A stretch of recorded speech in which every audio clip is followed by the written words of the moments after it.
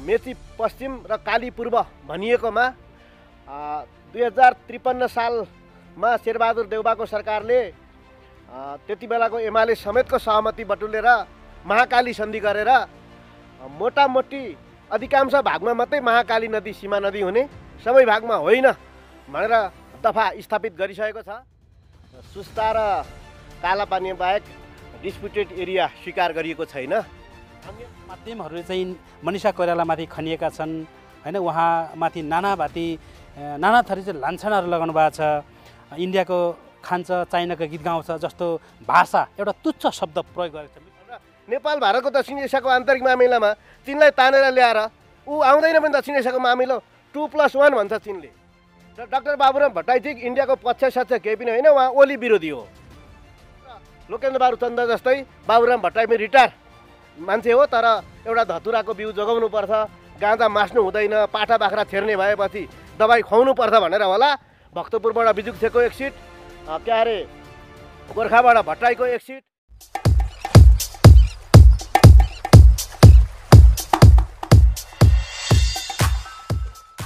दर्शक महानुभावहरू यति बेला हामीसँग हुनुहुन्छ, राजनीतिक विश्लेषण पनि गर्नुहुन्छ र विशेष गरी सामाजिक सञ्जाल फेसबुक ट्विटरमा चाहिँ निकै नै चर्चित हुनुहुन्छ। उहाँको फलोवर्सको हिसाब गर्ने हो भने 3 लाखभन्दा बढी ट्विटरमा फलोवर्सहरू छन् र पछिल्लो समय उहाँले चाहिँ नेपालको राजनीतिक चित्र चाहिँ राजनीतिक नक्सा चाहिँ सार्वजनिक भइसके पछाडि उहाँले विरोध गर्नुभएको थियो, अथवा प्रधानमन्त्री ओलीको चाहिँ आफ्नो पदैव धरापमा पर्ने हो कि भन्ने जस्तो आशय व्यक्त गर्नुभएको थियो। र यसै गरी मनिषा कोइराला चाहिँ जो बलिउड फिल्मकर्मी हुनुहुन्छ र उहाँले पनि नेपालको विषयमा अथवा नेपालको सपोर्टको विषयमा बोलिरहँदाखेरि मनिषा कोइरालामाथि पनि उहाँले प्रश्न चिन्ह उठाउनु भएको थियो। र यसै गरी भर्खरै हाम्रो नेपाली फिल्मकर्मी वर्षा राउतले पनि कन्ट्रोभर्सी जस्तै केही बोलिदिँदाखेरि उहाँले पनि भर्खरै फेसबुकमा त्यस्तै तरिकाको एउटा स्टेटस लेख्नु भएको थियो। यिनै विविध विषयमा हामी कुराकानी गर्नेछौँ। यति बेला चाहिँ हाम्रो अतिथि मुकुन्द घिमिरेलाई कार्यक्रममा स्वागत गर्न चाहन्छु। मुकुन्दजी, यहाँलाई स्वागत छ। Thank you. छलफल गरौँ न। अहिले देश लकडाउन भएको पनि 2 महिनाभन्दा बढी भइसक्यो होइन। तपाईँ हिँडिरहने मान्छे, बोलिरहने मान्छे, यो लकडाउनको अवधिमा के गर्दै हुनुहुन्छ? म त सुरुवातैको दिनदेखि यो कोरोना हैजा नेपालसम्म महामारीको रूपमा आइपुग्ला भन्ने मलाई कुनै त्रास थिएन। आफ्नो हावामा नडराई सास फेर्न पर्छ भन्ने कुरो मैले यहाँबाट भनिसकेको पछि व्हाइट हाउसबाट पनि अमेरिकी राष्ट्रपतिको त्यही उद्गार आयो। राष्ट्रपतिहरू भनेको डराउने रुने पद होइन।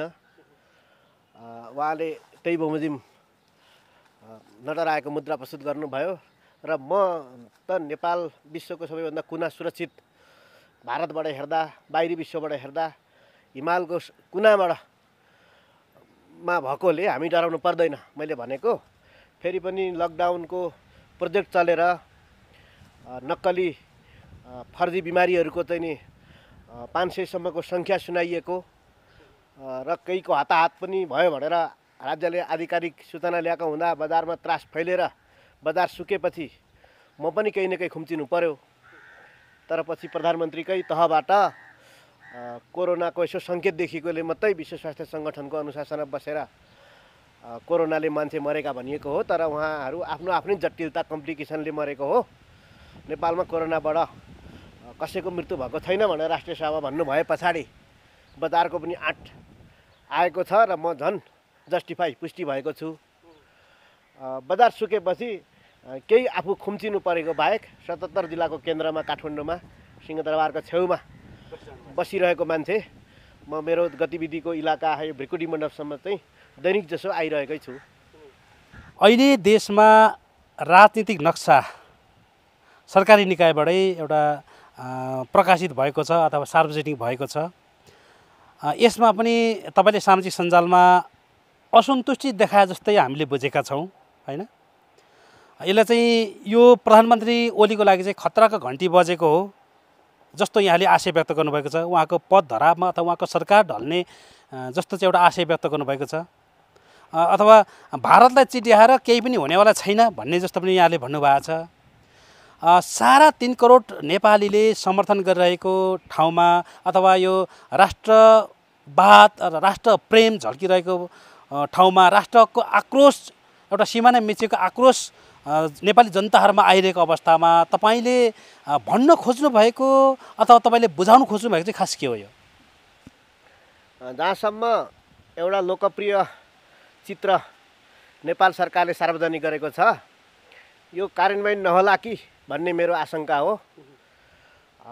1 अर्ब 38 करोड जनताको घाँस बाँस कपास सहवासको सम्पूर्ण व्यवस्थापन गरिरहेका भारतका प्रधानमन्त्री नरेन्द्र मोदीले हचुवाको भरमा त्यो बाटो खन्नु भएको होइन।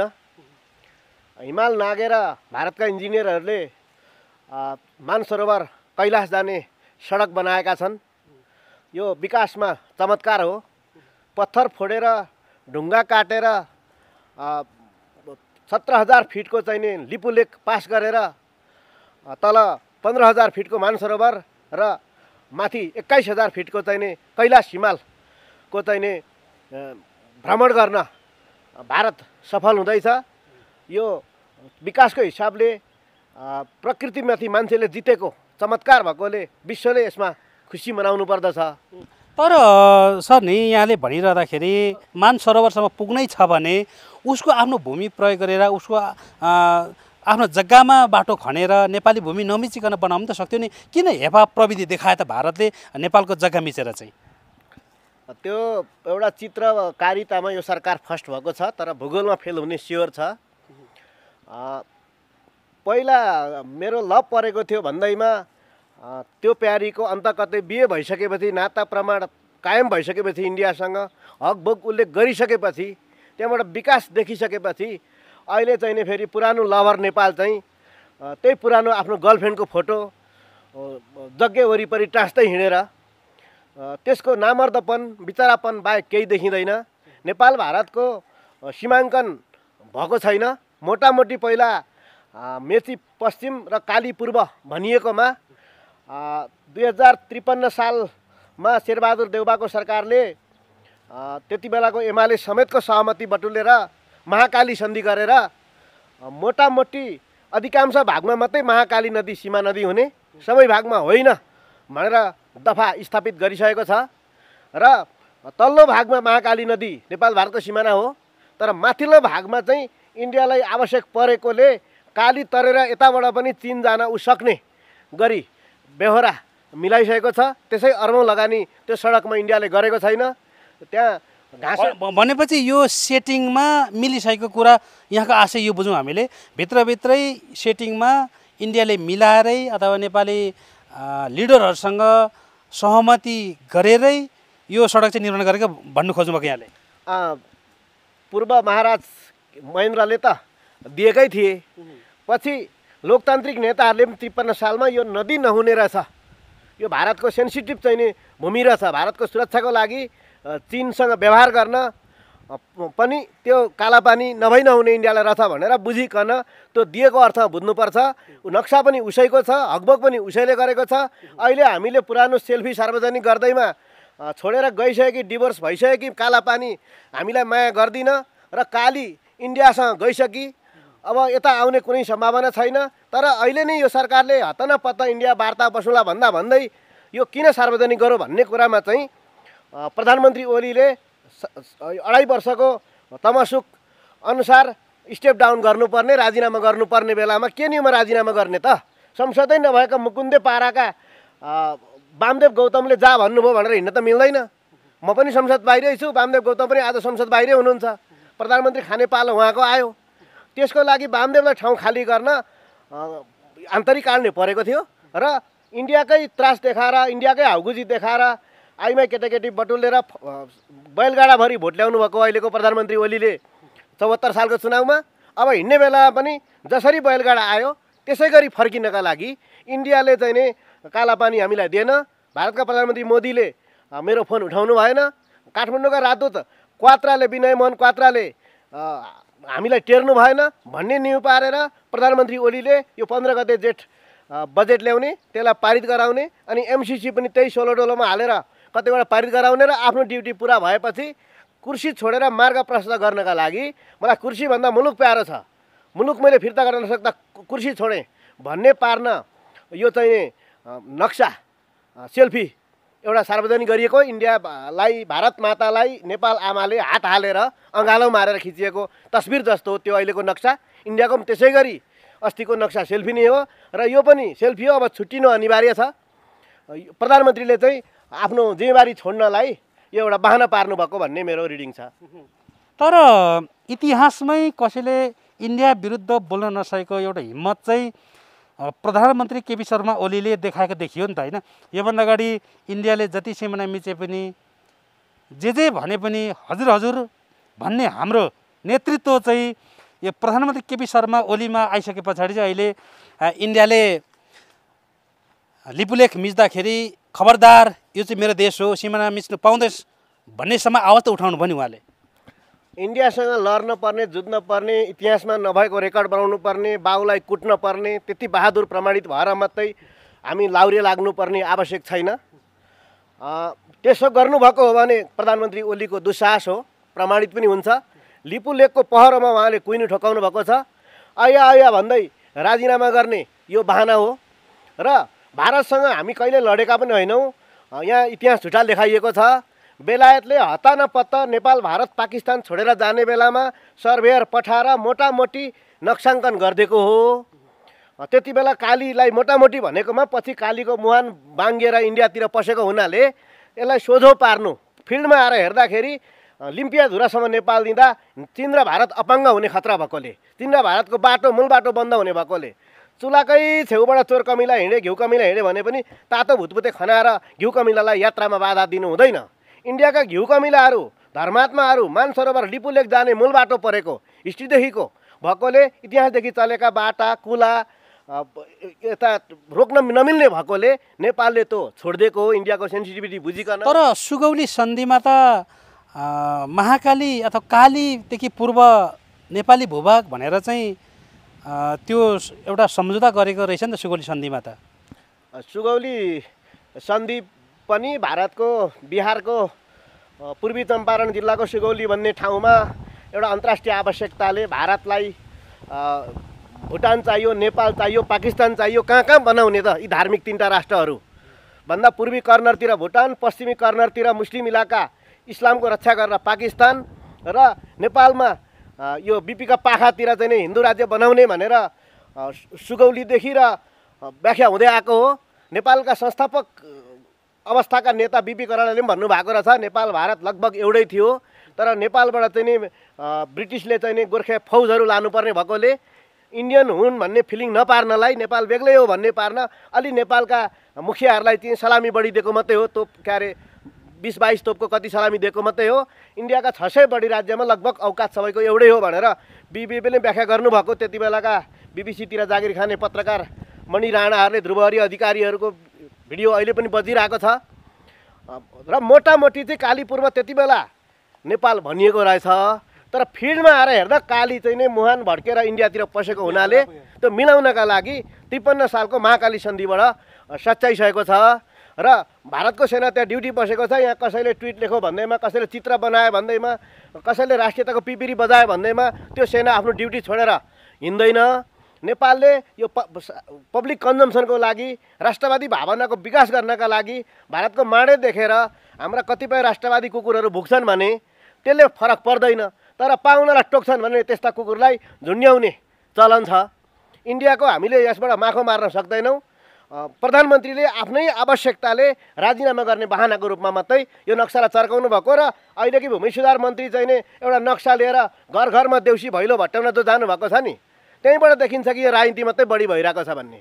र पहिला सङ्कटकालमा माओवादी छापामार सहरमा हिँडिरहेका छन् भनेर हरेक मोटरसाइकलवालाले अर्को कसैलाई बोक्छ भने दुइटैले हेलमेट लाउनु पर्ने भन्ने नियम ल्याएर हेलमेट कम्पनीबाट, डिलरबाट चाहिँ नि कमिसन खाएछन् त्यति बेलाका मन्त्रीहरूले। ठिक त्यस्तै अहिले पनि पहिलाको नक्सा काम दिएन, नयाँ किन भनेर नयाँ बेच्ने, अनि पछि फेरि इन्डियाले मानेन पुरानै किन भनेर पुरानो पनि बेच्ने। यो एकदम थानका थान चाहिँ नि संस्करणका नक्सा बेच्ने कमिसनको खेल पो कतै भइरहेको छ कि नभए भूमि सुधार मन्त्री पद्म अर्यालले घर घर पुर्याएर चाहिँ नि भैलेनी भट्ट्याउँदै नक्सा जिम्मा लाउनु पर्ने काम के छ? नाटक बढी भएको देख्दछु म। ल तपाईँकै भनाइलाई मान्ने हो भने पनि 53 सालमा यो एउटा सम्झौता भइसकेको मिलिसकेको लिपुलेख विवाद यहाँले भन्नुभयो होइन, त्योपछि छलफल गरौँला। तर लिपुलेखमा मात्रै नभएर सुस्ता देखि लिएर 10 गजा एरिया पूर्वदेखि पश्चिमसम्मै यो विवाद छ अनि धेरै ठाउँ मिचिएको छ। हजारौँ हेक्टर जमिन चाहिँ भारतले हडपेको छ, नेपालको जमिनहरू। त्यहाँ जुन बोर्डरमा बसेका ती मधेसी मुलका जो स्थानीयवासीहरू हुनुहुन्छ उहाँहरूले त्यो पीडा भोगिरहनु भएको छ होइन। उहाँहरू कति पटक चाहिँ तपाईँको प्रधानमन्त्रीलाई एउटा ज्ञापन पत्र बुझाउनु आउनुभएको छ, हाम्रो जग्गा हडपियो, हामीले रकम तिरो भरो गर्नुपर्छ तर हामीले खेतीपाती लाउनु पाउँदैनौँ, इन्डियाले चाहिँ यसमा खनजोतमा बन्देज लगायो भनिरहेको छ। हजारौँ हेक्टर जमिनहरू त्यो चाहिँ के भएको त? के मान्नुहुन्छ? के हामी इन्डियाले जे भने पनि सहिरहनु पर्ने, जति मिचे पनि सहिरहनु पर्ने, यहाँको भनाइ यही हो? म आउँछु। सीमा सुरक्षा समिति कि के भनिन्छ, नेपाल भारत सरकारका उच्च स्तरीय समितिहरू काम गरिरहेका छन्। सुस्ता र कालापानी बाहेक डिस्प्युटेड एरिया स्वीकार गरिएको छैन। अन्य ठाउँमा चाहिँ जाँगरिया किसानहरूले काहीँ आली कानलाई बढी ताछेको अथवा पल्लो घरका कुरा चाहिँ ओल्लो घरतिर सागबारी कोट्याउन छिरेका र स्थानीय महिलाहरू भुत्लाभुत्ली गर्ने बाहेक राजकीय हिसाबले अन्य ठाउँमा मिचिएको छैन। र गण्डकी भड्केर नेपालतिर आकी हुनाले सुस्तामा केही हेरफेर भएको छ। खोलाले गर्दा, खोला सिमाना थियो, खोलै यता आयो नि त सम्म खेतमा त 12 वर्षमा खोलो फर्किन्छ भन्छ। गण्डकी शब्द गण्डकी नारायणी फर्केर यता नारायणतिर आए पछाडि इन्डियालाई केही चोक्टा लाभ भएको होला र एउटा अन्तर्राष्ट्रिय आवश्यकताले कालापानी इन्डियाले प्रयोग गर्नुपर्ने भएको हुनाले त्यो दुई ठाउँ मात्रै विवाद हो, अन्य ठाउँमा चाहिँ स्थानीय झगडा हो। त्यसलाई राष्ट्रियताको क्लेभरमा कहिलेकाहीँ आवरण दिएर प्रचार गर्ने गरिएको मात्रै हो। भनेपछि यहाँले कालापानी र सुस्तामा मात्रै खास विवाद भएको हो, भूमि हो, तर अरू ठाउँ चाहिँ सामान्य हो अथवा त्यस्तो ठुलो विवादित क्षेत्र होइन भन्नुहुन्छ? सीमा सुरक्षा समितिले स्वीकार गरेको डिस्प्युटेड एरिया भनेको विवादास्पद क्षेत्र त्यति नै हो। अन्य कुरा चाहिँ डिएसपीले, एसएसबीले, हाम्रो के अरे सिडिओले, उतापट्टिका त्यस्तै एडमिनिस्ट्रेटरहरूले नै मिलाउन सक्ने साना साना झैझगडा हुन्। तिनलाई राष्ट्रिय स्तरको मान्छेले गिन्ती गरेर बस्नु हुँदैन। अहिले बलिउड कर्मी मनिषा कोइरालाले पनि आफ्नो देशप्रतिको एउटा प्रेम भाव झल्काइरहेको अवस्थामा इन्डिया मिडियाहरूले, जो इन्डियनका सञ्चार माध्यमहरूले चाहिँ मनिषा कोइरालामाथि खनिएका छन् होइन, उहाँमाथि नाना थरी चाहिँ लान्छनाहरू लगाउनु भएको छ। इन्डियाको खान्छ, चाइनाको गीत गाउँछ जस्तो भाषा, एउटा तुच्छ शब्द प्रयोग गरेको छ। मिडिया जस्तो एउटा संवेदनशील सञ्चार एउटा गृहले अथवा एउटा त्यो भन्नै नहुने कुरो चाहिँ भने जस्तो लाग्छ मलाई यहाँले होइन। मिडियाले जति पनि संयम रहेर बोल्नुपर्ने ठाउँमा उसले चाहिँ इन्डियाको खान्छ, चाइनाको गीत गाउँछ भन्ने जस्तो आरोप लगाएको छ। र तपाईँले चाहिँ मनिषा कोइरालालाई नै गाली गरे जस्तो पनि बुझियो। तपाईँको खास आशय के हो? गालीसाली त अब त्यस्तो फिल्ममा नाच्ने डान्सरहरूलाई गर्न हुँदैन, तर उनीहरूको फिल्मको व्यवसाय सुकेपछि मेरो ट्विट लेख्ने पेसामा उनी आकर्षित भएकी छिन्। मभन्दा न्यून फलोवर थिए उनका, मेरो 3,33,35,000 हुँदा उनका 3 लाख आसपासमा मात्रै थिए। तर अहिले विवादमा परेर उनले मलाई टपेकी छिन्। 50-60 हजार फलोवर उनको थपिएका छन् यो 4-5 दिनमै। अब उनी बुढी भइन्, छाला गाला चाउरी पर्यो। अब फिल्ममा नाच्ने भनेको उमेर हुँदा बैंस हुँदाको पेसा हो त्यो। तर नि सर नि जस्तै हजुर फिल्ममा नाच्नु एकातिर, तर जहाँ गएर जुन देशमा नाचे पनि आफ्नो देश अथवा आफ्नो मदरल्यान्ड, आफ्नो आमा त आमै हो नि, अरूको घरमा गएर अरूको घरमा बनिबुत्त गरे पनि अथवा खेताला गए पनि आफ्नो घरको आमालाई त भुल्नु भएन नि होइन र? होइन, आमा भन्दा पनि इन्डियामा त्यस्ता डान्सर धेरै हुन्छन्, तर बिपीकी नातिनी भनेर इन्डियाका अरब करोडपति साहुहरूले चाहिँ नाच्ने प्लेटफर्म उनलाई दिएको हो। पछि उनी चाहिँ नि प्रकाश कोइरालाकी छोरी हुँ, राजा महेन्द्रसँग टक्कर गर्दा मेरा बाजे बिपीले दुःख पाए, काका चाहिँ नि गिरिजाउले पनि दुःख के अरे काका हजुरबा गिरिजाउले पनि दुःख पाउनुभयो। त्यो भएर मेरो बुवा अब राजा ज्ञानेन्द्रको मन्त्री खाइसके भनेर यिनले पनि यहाँका राजकुमारहरूसँग सेल्फी खिच्ने, राजावादी टोन फेर्ने, अब इन्डियाले बाहुनी भनेर पनि नचाएको त चुलामा लगेर। यिनी त रानी हुन खोजिन्। पोलिटिकल लाइन फरक पर्यो। राजनीति नमिलेसम्म ठुल्ठुला स्टेज पाइँदैन। आफ्नो क्षमताले त्यस्तो नाच्ने त कति हुन्छन्, कति केटाकेटी सबै कोक्रामा नाचेरै भुइँमा झारेको हो, कोक्राले नथामेरै। तर उनले ठुलो स्टेज पाउने कारण के छ भने अमिताभ बच्चन पनि नेहरूका काखमा हुर्केका राजकुमार जस्ता झनै झनै अनुहार मिलेको भनेर अन्डर करेन्ट चर्चा चल्ने गर्छ। त्यहाँ राजीव गान्धीसँगै हुर्केका भएकोले अमिताभ बच्चनले ठुलो स्टेज पाएका हुन्। यता हाम्रा चाहिने महानायक मानिएका अरू कति योग्य मान्छेलाई विस्थापित गरेर महानायक आएका एकदम डरलाग्दा मान्छे छन्। कम्युनिस्टका संस्थापक जस्ता केशरजङ रायमाझी, पहिलाका पुराना महासचिव, राजाको सेवा गरे, ज्ञानेन्द्रलाई राजा घोषणा गरे उनी नै थिए, उनी पनि मरे। अब उनका भान्जा भएकोले केटीहरूले हेर्दा यति डरलाग्दा राजेश हमाल पनि महानायक मानिएका छन्। डेकोरेसन गरेर त्यत्तिकै के यो लाली पाउडर गरेर त्यत्तिका देखेका मान्छे हुन्। राजनीति नमिलेको भए राजेश हमालले फिल्म हेर्ने मात्रै औकात बन्थ्यो, नाच्ने औकात बन्थेन। यी मनिषा कोइराला पनि बिपीकी नातिनी, नेपालकी बाहुनी, हामीले बाहुनलाई पूजा गर्छौँ, हिन्दुस्तान हो, नेपाल पवित्र हिन्दू राजा, ल यिनले नाच्दा हुन्छ, चुलामा नाचुन् कि बुइगलमा नाचुन्, धुरी धुरी नाचुन् नेपाल गिटाफेचरी भनेर उनलाई स्टेज दिएको। तर यिनले अहिले आफ्नो औकात भुलेर राजावादी भएपछि इन्डियनले यिनलाई काँध हालिरहेनन्। एक त यिनको वंश पनि सिद्धियो। अब यिनले पोलिटिक्समा जानु बाध्यता छ। नाच्ने गाउने पेसाबाट रिटायर भएपछि पोलिटिक्समा आउने, हाम्रो काममा रियाल चाउने, यहाँ हाम्रा चाहिँ रेखा थापाहरू पनि कहिलेकाहीँ अभियन्ता सभियन्ता भनेर भड्केको देख्छु। ठुला निर्माताले काखमा राखेर ठुलो रोल दिइन्जेलसम्म उनी चलिरहेकी छिन्। त्यहाँ सम्बन्ध भड्केपछि चाहिँ नि यिनी अभियन्ता र के जति भन्दै आएकी छन्। यो विश्वभरिकै कलाकारहरू चाहिँ आफ्नो पेसाबाट रिटायर भएपछि राजनीतिमा रियाल चाउने लागि यिनले यो ट्विट गरे कि अहिले मनिषा कोइरालाले। र नेपाल भारतको सीमा विवाद जो हो भने पनि नेपाल भारतको हो, त्यहाँ चिनलाई किन ल्याउने? नेपाल भारतसँग मिटिङ गर्नुपर्छ भन्नेमा उनले तीनटा महान राष्ट्रहरू यसमा मिटिङ बस्नु पर्यो भनेर नेपाल भारतको दक्षिण एसियाको आन्तरिक मामिलामा चिनलाई तानेर ल्याएर ऊ आउँदैन पनि दक्षिण एसियाको मामिलो 2+1 भन्छ चिनले।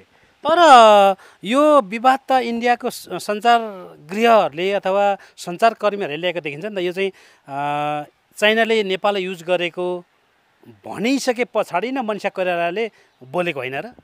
नेपालको विवाद उहाँसम्म गयो, हाम्रो विषय अन्तर्राष्ट्रियकरण भयो, टुपीका जुम्रा धोतीमा सरे, यो केही न केही त्यो सन्तोषकै विषय छ। जनस्तरमा नेपाल भारतको छलफल भयो। नेपालले चाहिँ धर्म पनि बेच्यो। नेपालकी बाहुनी मनिषा कोइराला मिटिङमा चिनको लामालाई लिएर आउँछु भनेकी छिन् चुलामा।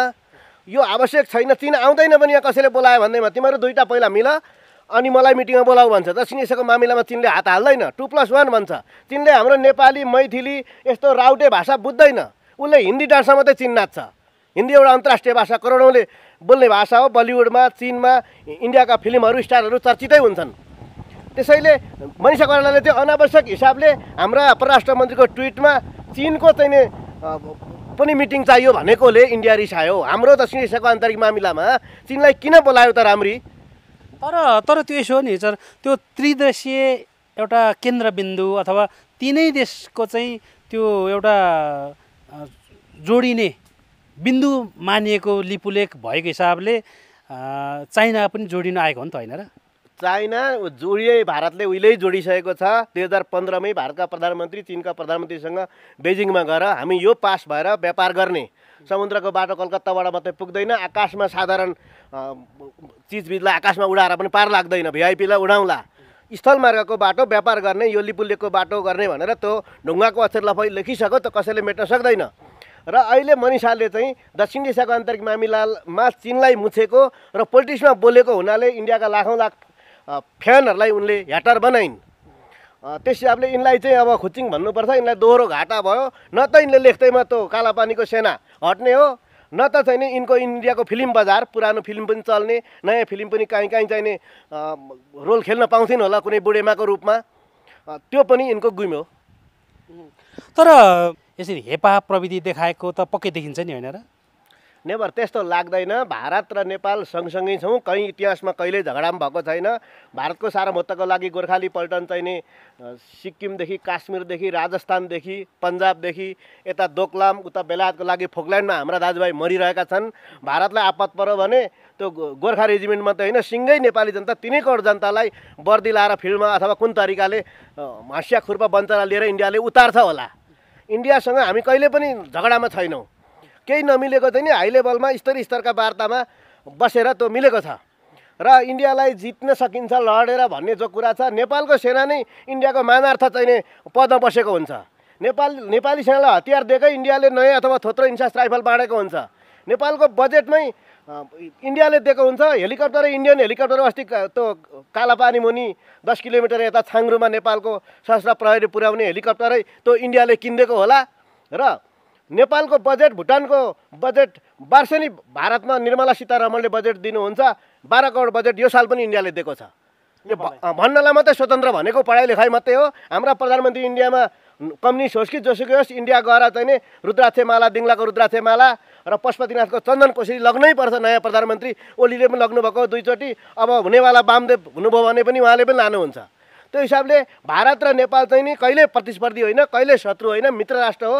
उनीहरूको आवश्यकताले भारतले हामीलाई काँधमा चढाएर पुल ल्याएर हुर्काएको हो र भारतको 14,50,000 सेना, हाम्रो 95,000 कसरी लड्ने? त्यो इन्डियाको रागो, गुजराती रागो जस्तोसँग हाम्रा यहाँ कुखुराका चल्लाहरू कसरी लड्ने?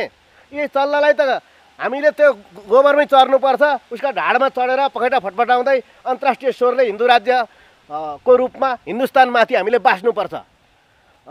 हामी लड्न खोज्यौँ भने उसको पुच्छरले हानेर मारिदिन्छ हामी चल्लालाई, सिङले घोचेर मारिदिन्छ। उसको गोबरको पहिरोमा हामी पुरिन्छौँ, उसको गहुँतको खोलोमा हामी चल्ला बग्छौँ। इन्डियासँग लड्ने कुरा कल्पनै हुँदैन। इन्डियाको लागि लडेको हो नेपाल अहिलेसम्म र भोलि पनि त्यही गर्छ। जस्तो अहिले पछिल्लो समय पूर्व प्रधानमन्त्री बाबुराम भट्टराई पनि अलिकति कन्ट्रोभर्सीमा आउनुभएको थियो। उहाँले पनि इन्डियासँग सम्बन्ध बिगारेर इन्डियालाई चिढ्याएर गल्ती पो हुँदैछ कि भन्ने जस्तो आशय व्यक्त गरेको सामाजिक सञ्जालमा केही लेखहरू अथवा त्यस्तै केही देखिएको थियो होइन। यसमा तपाईँको भनाइ के छ? अब इतिहासको गर्तमा बिलाइसकेका पूर्व प्रधानमन्त्री बाबुराम भट्टराई र लोकेन्द्र बहादुर चन्दको कुरा आजसम्म हुनु भनेको पनि फुर्सदको विषय हो। एक सिटे बाबुराम भट्टराई, त्यो पनि काङ्ग्रेसको बुई चढेर सांसद भएका हुन्। नभए गोर्खामा पालङटार नगरपालिका खोप्लाङमा उहाँ वडाध्यक्ष हुने पनि औकात हराइसकेको मान्छे हो। तर एउटा ल्यापटप चलाएर एउटा पुस्तालाई फ्यान बनाएर अझै नेतै पो हो कि यो मान्छे पनि भन्ने भइसकेको छ। उहाँ गइसक्नु भएको, अस्ताइसक्नु भएको पहेँलो घाम हो। हामी उदाउँदा चाहिँ नि राता सूर्यहरू हौँ। तर सामाजिक सञ्जालमा हाम्रो बजारमा उहाँ ओगटिराख्नु भएको छ। र डाक्टर बाबुराम भट्टराई चाहिँ इन्डियाको पक्ष केही पनि होइन, उहाँ ओली विरोधी हो। ओली, कोइरालाहरू, मदन भण्डारीहरूको विरोधमा उहाँहरूले हिंसा गर्नुभएको छ। 17,000सम्म चियान डिजाइन गर्नेमा उहाँको इन्जिनियरिङ तकनिकी दुरुपयोग भएको छ। उहाँ चाहिँ नि भारत उपयोग गर्दै उहाँले पढे लेखेको केही कागज जम्मा गरेको चाहिँ हो। उहाँलाई पञ्चायतले स्कलरसिप दिएको 28 सालतिर, 26 सालको बोर्ड फर्स्ट होला, 28 सालतिर।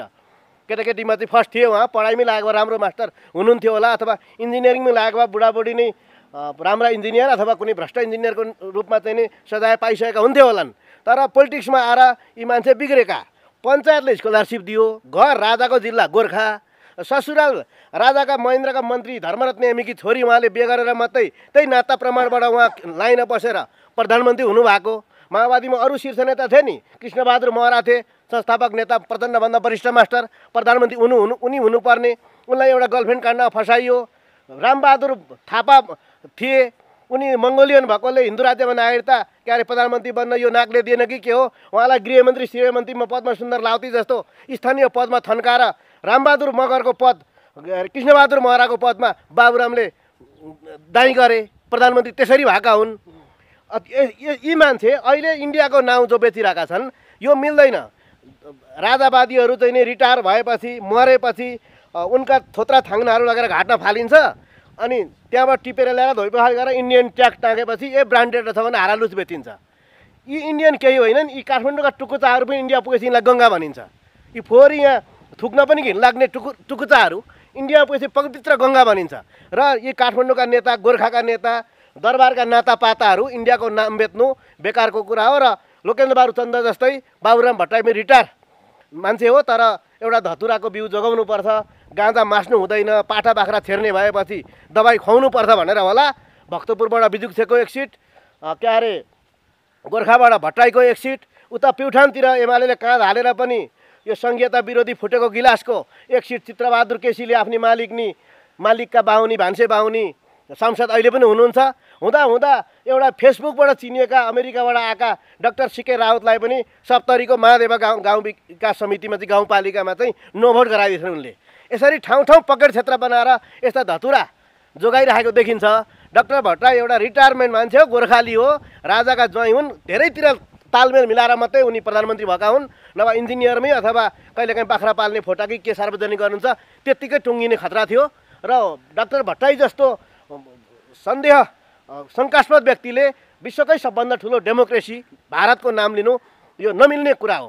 भारतले सिकाएको डेमोक्रेसी, भारतले नेपालमा नाकाबन्दी पञ्चायतलाई नाकाबन्दी गरी स्थापित गरेको नेपालको कलिलो डेमोक्रेसीलाई उहाँले 52 सालदेखि हिंसा गरेर त्यो तोड्नु भयो। त्यसैले भारत र बाबुराम मिल्दैन, ठिक उल्टो भारतको डेमोक्रेसी विरुद्धमा बाबुराम चाहिँ नि बकवास गरिरहेको देख्छु। नेपाली फिल्मकर्मी वर्षा राउतले अलिकति चिन्ता व्यक्त गर्नुभएको थियो। यो चाहिँ पत्रकारहरूको लडाइँ भयो, सरकारी स्तरबाट चाहिँ यो समाधान गर्नुपर्नेमा पत्रकारहरूमा चाहिँ इन्डियाका पत्रकार र नेपालका पत्रकार बिचको चाहिँ लडाइँ जस्तो भयो। अब इन्डियामा मेरो थुप्रै साथीहरू छन्, म उनीहरूसँग कुन मुखले चाहिँ बोल्नु भन्ने जस्तो एउटा सानो टुक्रा भिडियो चाहिँ सामाजिक सञ्जालमा भाइरल भएको थियो। यो विषयमा तपाईँले फेसबुक स्ट्याटस लेख्नु पनि भएको थियो। खास के तपाईँको बुझाइ चाहिँ के रह्यो यसमा? मैले एक्लै उचाल्न नसकेको मुर्दा उचाल्न, काँध थाप्न ती नानी पनि आइन् अथवा म्याडम भइसकिन्, तिनलाई स्वागतै छ। यो हाम्रो राजनीतिक मामलामा समाजमा केटाकेटीले चिनेको, नाचगान गरेरै चिनिएकी ती मान्छे पनि आउँदा त्यो ठिकै भएको छ। तर तिनी ज्ञानले आएको जस्तो चाहिँ मलाई लाग्दैन। ती पनि कोइरालाकी बुहारी परेकी छिन्। सञ्जोग कोइराला भन्ने कसोसँग उनले बिहा गरेको छ। अब त्यो मनिषा पनि कोइरालाकी छोरी मान्छे एकअर्कामा आरिसे हुन्छन्। एउटी माइतमा चाउरी परेकी आमाजु परिन् मनिषा कोइराला। यिनी अब घर कब्जा गर्न आइपुगेकी बुहारी परिन्। अनि आमाजु र नन्दको चाहिँ बुहारीको चाहिँ झगडा परो कि अँधेरामा महिलाहरू आरिसे हुन्छन्। दुईटी भेला भयो भने यहाँ जुम्रा खोज्न थाल्छन्। त मायाले होइन सुमसुम्याको, जुम्रो भेटियो भने त सुँगुनी रहेछस् फोहोरी रहेछस् भनेर प्रमाणित गर्न मात्रै आरिसले मात्रै त्यो टाउका सुमसुम्याको भनिन्छ। भारतकी प्रधानमन्त्री इन्दिरा गान्धी र बेलायतकी महारानी एलिजाबेथ भेट्दा पनि टाउकै सुमसुम्याउलान्, लाली नै बिगार्दैनन्, गाजालाई पुस्लान्, जुम्रै खोज्लान् भनेर शङ्का गरिन्छ। हौ त्यही महिलाको आरिसे स्वभावले चर्चा त मनिषाले पो लगी त भनेर मेरो देशको चर्चा त मलाई पनि चाहियो नि भनेर यिनी स्थानीय लोकल डान्सर पनि तपाईँले भने कि राउत पनि जो आइन् त्यो ठिकै छ। उनीहरू चाहिँ त्यो ज्ञानले होइन, यिनीहरू चाहिँ एकअर्काको आरिसले गर्दा यसो चर्चा बटुल्नका लागि जो आइन्, यो धमिलो पानीमा माछा मार्न अथवा बाढी चलेको बेला ढडिया थाप्न जो आइन्, यिनलाई हाम्रो मेलोमा स्वागतै छ। हामीले उचाल्न नसकेको मुर्दा उचाल्न, त्यो छोरी मान्छे पनि मलामी जाने, क्रिया बस्ने के आएको छ त्यो काममा हामीलाई काँध थाप्न आएकोमा उनलाई स्वागतै छ। तर उनलाई बढी हेला गरेका छन्, आवश्यक छैन। यिनले वार्ता गरेरै गर्ने हो भनेर हाम्रै स्वर त बोलेकी छन्। लडाइँ हुने पनि होइन। पत्रकारहरू किन सीमा नाक्छौ? एकअर्कामा इन्डियाले गऱ्यो भन्दैमा नेपालका नक्कले पत्रकारहरू किन त्यही खालको घृणा फैलाउने डिबेट गर्छौ? टेलिभिजन स्टेसन खोलेर ह्याट स्पिच किन प्रवाह गर्छौ भनेर उनले जो भने कि पछि कतै फेरि पछि गडेउलो पछि पनि हटो, अलिकति रिग्रेट फिलिङ पनि गरौँ, सच्याउन पनि खोज्यो।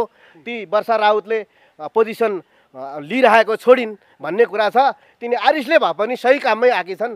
तिनलाई हाम्रो राजनीतिक मामलामा फिल्म लाइनबाट बिहे गरेपछि उनलाई पनि अलिकति फुर्सद हुन थाल्यो भने, त्यता बिजनेस डुब्यो भने, यता राजनीतिमा आउने हो, अभियानमा आउने हो भने स्वागतै छ। कन्क्लुजन चाहे मैले यहाँसँग, तपाईँ खास इन्डियाको समर्थक कि विरोधी? तपाईँ बडे मानको चाहिने छिमेकीसँग दुश्मनी गरेर आफू सिद्धिनुभन्दा उसँग सहकार्य गरेर अघि बढ्नु राम्रो हुन्छ। पहरासँग दुश्मनी गरेर कुइनु त्यहाँ ठोकाउन हुँदैन। उसँग सहकार्य लामो इतिहासदेखि भविष्यसम्मको लामो गौरवमय सहकार्य गर्न पाउनु हाम्रो भाग्यको रूपमा म विश्वकै सबभन्दा ठुलो डेमोक्रेसी इन्डियाको र धर्म समेतको लागि हाम्रो हिन्दुत्वको उत्पादन यहाँ हुन्छ भने वितरण गर्ने बजार त्यही हो। त्यतैबाट लोकतन्त्र आएर हामी बोल्न पाएका हौँ। त्यतैबाट बनारसबाट हिन्दू धर्म आएर यहाँ कुकुरहरूले तिहारमा माला लाएर हिँड्छन्। त्यतैबाट बिजुली आएर हाम्रा लोकमान के अरे हाम्रो कुलमान तामाङहरू टल्केका छन्, उहीँको बिजुली बालेर हो। त्यसकारणले इन्डियासँग चाहिँ हाम्रो देश जोगाउन पनि हामी मिल्नुपर्छ भनेर म विश्वको ठुलो डेमोक्रेसीसँग सँगै छु। र तपाईँले यो सबै विषयमा समसामयिक विषयमा मलाई अपडेट गर्ने सिलिचुङ मिडिया म पनि भोजपुरको हुँ। सिलिचुङको फेदको एउटा जिल्ला हाम्रो, अर्को जिल्ला तपाईँ खोटाङ, अर्को जिल्ला के अरे सोलु। हौ त सिलिचुङ टेलिभिजनले चाहिँ मलाई पहिलादेखि नै डाँडामा आएर बोल्ने जो मौका दिइरहेको छ, फेरि तपाईँ हाम्रो के अरे सम्बन्ध नवीकरण भयो। भनेको मतलब यहाँको मलाई के बुझ्नु पऱ्यो भने यहाँ न इन्डियाको समर्थक न विरोधी, तर के भने मेलमिलापको नीति अवलम्बन गर्नु पऱ्यो भन्नु खोज्नु भएको होइन त यहाँले? जुधेर कहीँ पनि केही कसैलाई जितिँदैन, आफै न्यु खोज्नु काल खोज्नु मात्रै हो। नेपालमा इन्डियाले गर्दा राम्रै भएको छ। नेपालकै लागि म इन्डियाको साथमा छु। हामी जुधेर गयो भने विश्वकै नक्साबाट सिक्किम हराए जस्तै, काश्मीर हराए जस्तै नेपाल पनि हराउन सक्छ नि। 1-2 घन्टाको कुरा न हो। इन्डियाले सिद्धाइसक्यो भनिन्थ्यो नि, तर इन्डियालाई नभई नहुने एउटा इन्डियामा हिन्दू राज्य उसले बनाउन सकेन। त्यहाँ करोडौँ मङ्गोल छन्, उत्तर पूर्वमा करोडौँ गरिबीको रेखामुनिका दलित छन्, होल इन्डियामा हरिजन समुदाय, करोडौँ मुस्लिम छन्। ती सबैलाई हिन्दूकरण गर्न नसकेकोले नेपालमा चाहिँ जसरी भए पनि आदिवासीलाई घटाउँदै लगेर, शरणार्थी थपेर भए पनि हिन्दूलाई बढाउँदै लगेर उसको पकेट हिन्दू क्षेत्र भएकोले नेपाल र भारत चाहिँ नमिली नहुने यसको सेन्सिटिभिटी मैले बुझेको छु। त्यस कारणले म नेपालका लागि, नेपालीका लागि इन्डियाको सम्मान गरेर बोल्ने मान्छे हो। हस्, यहाँलाई धेरै धेरै धन्यवाद। थ्याङ्क यू, नमस्कार।